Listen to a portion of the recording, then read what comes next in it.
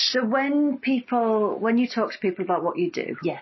like not the people who've come through your website who actually want to find out more, what's the kind of response you get? Like, a stranger at a party kind of thing? To be honest, go back a few years, I wasn't as confident in myself about what I do, and who I am really is more the point than what I do.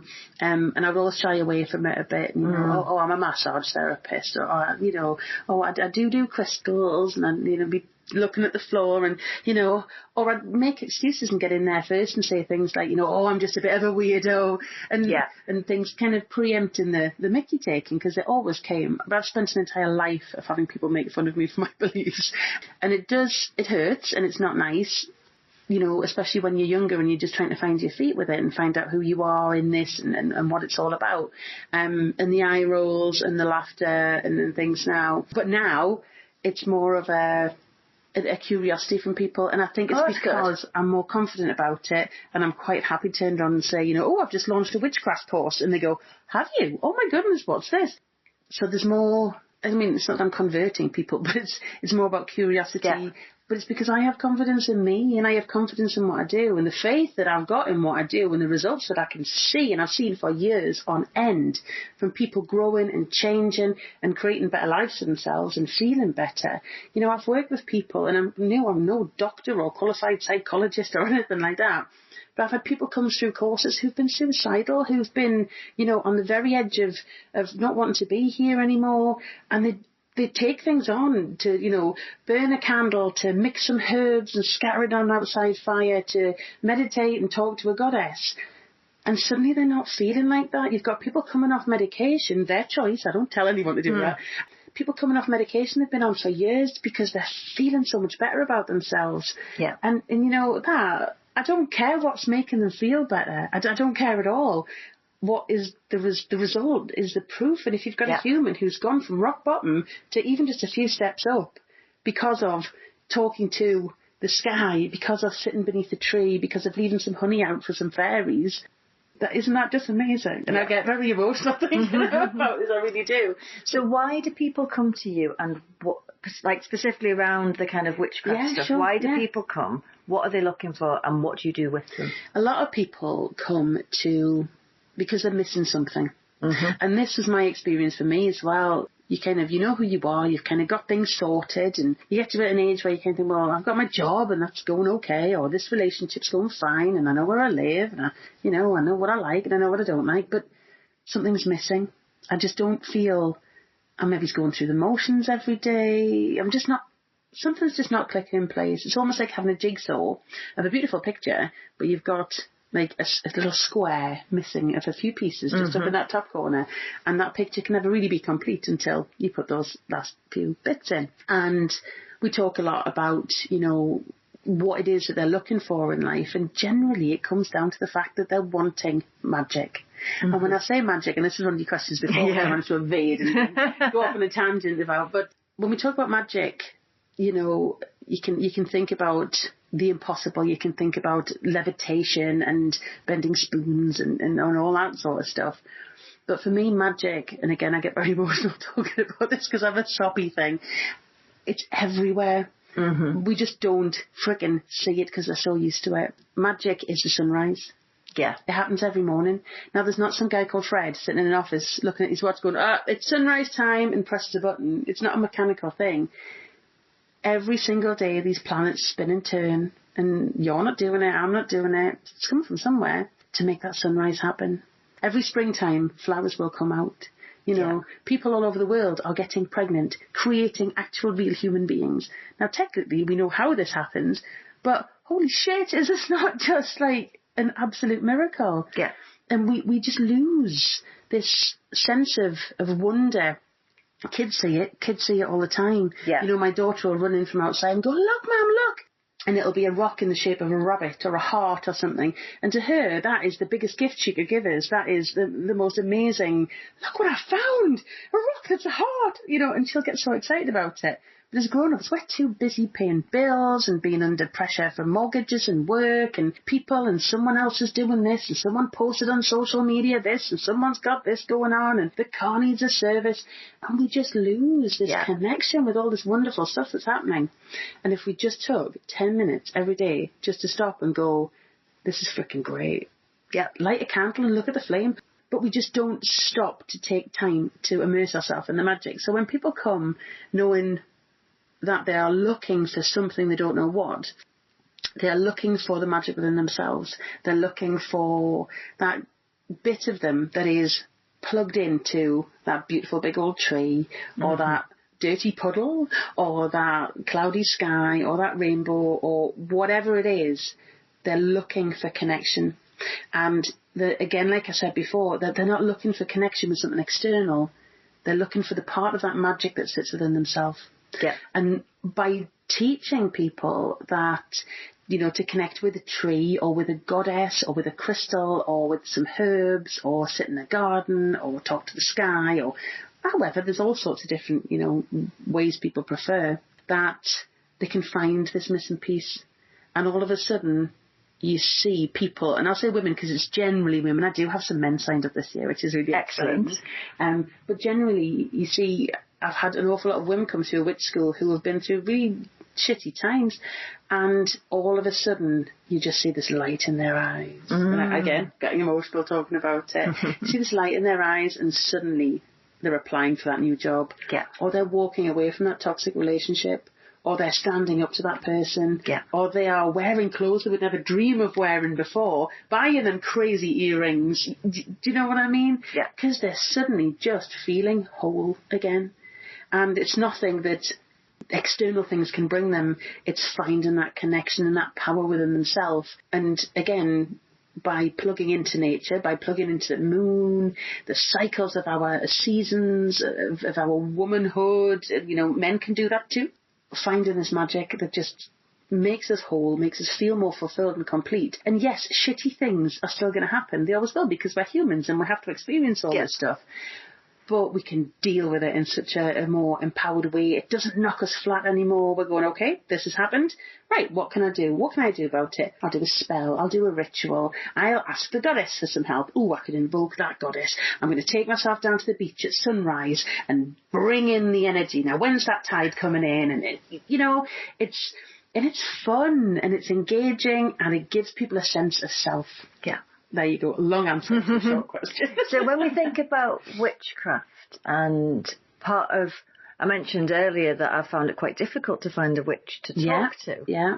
And I suspect part of this is because of some of the misconceptions and the kind of history of persecution, and that there is a sense that some of this is around the persecution of women in general. Yeah, there are big links in with that. Yeah. And, you know, women having power and knowing stuff about herbs, and that's being seen as dangerous. Yeah. What can you share about some of that kind of history? And well, it's I suppose the UK particularly is a bit of a hot spot for its witchy history. There's all sorts of stuff going on, and I mean, I think we are evolving as a society pretty, I suppose when you look over the course of history, pretty slowly, really. For me, it's a power that everybody has. And I know I talk a lot about goddess energy, but, you know, male witches or whatever they want to call themselves, you know, people have different names and labels. They can connect in with goddess energy just as much as what women can. They can connect in with the cycles and the rhythms of life as much as what women can.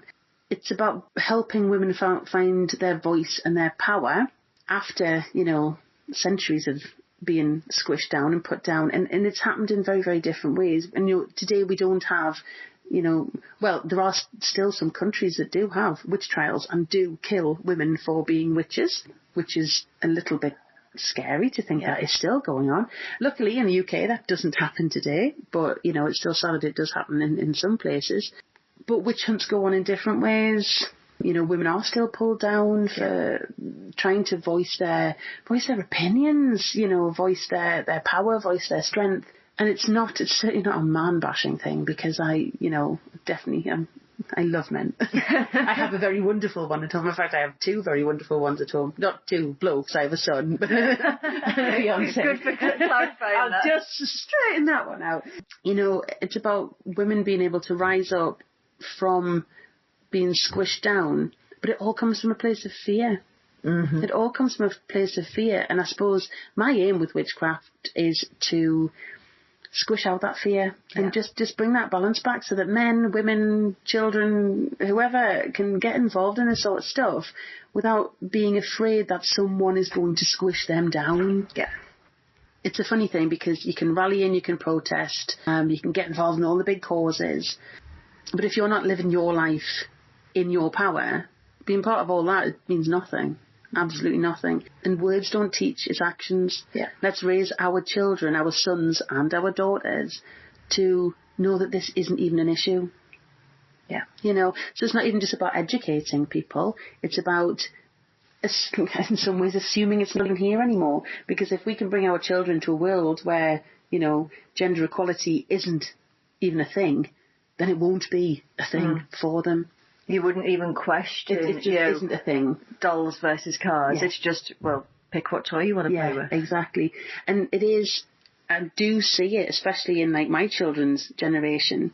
We just, whether it's, I suppose, my generation who's brought these kids on, there's been, you know, women in the 80s were really had to stand up for their power, you know. Mm-hmm. But what happened through times like that was that women tried to emulate men in a lot of ways, with the power suits and the short haircuts and the masculine looks about them to try and fit into those worlds. And then the ladette culture. Absolutely. Women had to kind of, you know, shout to be heard, use the swear words, be bolshy and big and in your face, drink pints, you know, all that sort of stuff. And you know what? If that woman in particular wanted to wear that suit or wants to drink a pint, big deal, you know, go for it, but don't do it in order to But why are you doing it? Yeah, is it because you've been programmed to think to fit in you have to do these things, which is quite unpleasant, really, isn't it? So if we can bring our kids into a world where it's not even an issue, they don't have to prove themselves as a woman or as a man, because it goes both ways. It's where the masculine and the feminine are both equally valued and respected and accessed by both men, women, non-binary, and everybody can access both. It's just energy. It's pure energy. Masculine energy, especially when working in witchcraft terms, masculine energy is the go-get-it energy. It's and this isn't about being more male or more boyish or anything like that. It's just pure masculine energy. If you channel God force energy in, you are asking for motivation, you're asking for drive, you're asking to overcome obstacles, you're asking to achieve and get that done and move forward and be bold and brave and big. If you ask for feminine energy to come in, you're asking for inspiration and creativity and nurturing. In a lot of ways, feminine energy brings things to you, whereas masculine energy, you go out and grab it. And we need both. We do need both, absolutely. If you just sat waiting for everything to come to you all the time, well, you'd get stuck. At the same time, if you just ploughed through life and didn't stop and allow things to happen, you'd be stuck there too. And you'd miss out on all of the things along the way. Completely. There's got to be a balance. Yeah. You know, you don't have, there wouldn't be such a thing as light if there wasn't darkness. There wouldn't be such a thing as good if there wasn't bad. There wouldn't be, you know, the sun and moon in the sky, opposites. You know, you wouldn't have daytime if you didn't have nighttime. You've got to have the balance of both of the elements, because, you know, you've got the sun that is masculine, the moon that is feminine energy. It's that balance, it's that equality within the energy, I guess, and we've got to use both. And some people, gender irrelevant, some people sway more towards a feminine energy and are more nurturing and inspirational, creative and allowing, and then other people are a bit more, you know, let's go get them and do. But the planet needs both kinds of people to be able to function, because there's some job roles where you need someone just to sit and think about stuff all day. And then there's other job roles where you need people to make things happen and achieve things. So if everyone was the same, it would be very dull and boring. And the admin wouldn't get done. It would not get done. But a balance where we can kind of play to our strengths and know that that's okay. You know, there's a sense of programming has gone on with men and women alike about, you know, through different times, about if you're in touch with your emotions, it's a weakness. Yes. If you are vulnerable, that's a weakness. If you are sensitive, the amount of times I've been told in my life I'm oversensitive is unbelievable. But actually these are gifts. These are great, great gifts that we can use. I mean, I basically make my living now being sensitive, feeling things and allowing myself to feel things. I cry at the drop of a hat. But that doesn't mean I'm not strong or fierce, because when I need to be, my goodness, just watch out. You know, if anyone was to say, you know, threaten one of my children, or if I needed to stand up for myself because I felt like I was being walked over, that's the balance, you know. And it doesn't mean some things are easier to do, some things are harder to do, and the energy is just there to tap into when we need to. But this is where, so because I am quite like the sensitive soul, and I'm very much about creation, and I do lead with a big feminine energy. If I need more masculine energy, I know who to call on.